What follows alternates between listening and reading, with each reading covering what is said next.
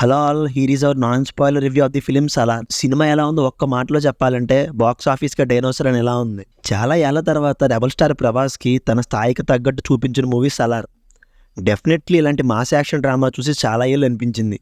ఇంకా movie plot విషయానికి వెళ్తే, కాంజర్ అనే సామ్రాజ్యాన్ని శాసిస్తూ ఉంటాడు రాజమన్నార్. ఆ సామ్రాజ్యంలో ఒక్కొక్క ప్రాంతానికి ఒక్కొక్కరిని దొరగా వ్యవహరిస్తూ ఉంటారు. నేనుండగా నా కొడుకు రాజమన్నార్ దొరగా చూడాలనేది నా కోరిక అని చెబుతాడు రాజమన్నార్. కొన్నాళ్ళు ఆయన తన సామ్రాజ్యాన్ని వదిలి తిరిగొచ్చేలోపే కాంజార్ కథ మొత్తం మారిపోతుంది. అధికారం కోసం చాలామంది ఎదురు చూస్తూ ఉంటారు. చివరకు వరదరాజమన్నారిని అంతం చేయడం వరకు వెళ్తుంది వ్యవహారం. అందుకోసం మిగతా దొరలంతా తన సొంత సైన్యాన్ని సిద్ధం చేసుకుంటారు.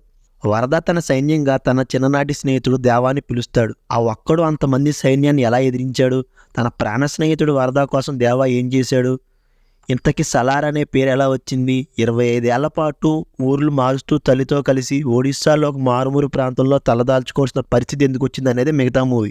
కేజీఎఫ్ మూవీతో పోలిస్తే దీంట్లో హీరోయిజం ఎలివేషన్ కంటే ఇందులో డ్రామాకి ఎక్కువ స్కోప్ కనిపిస్తుంది. అలాగని హీరోయిజాన్ని ఏమి తక్కువగా చూపించలేదు.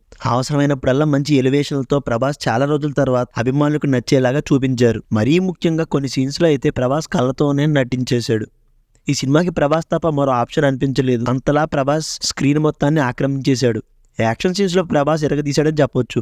ఒక్క మాటలో ప్రభాస్ తన నట విశ్వరూపాన్ని ఈ మూవీలో చూపించాడు. ఎంటైర్ ఫస్ట్ హాఫ్లో ఇంటర్వెల్ సీక్వెన్స్ మోస్ట్ హైయెస్ట్ ఉంది.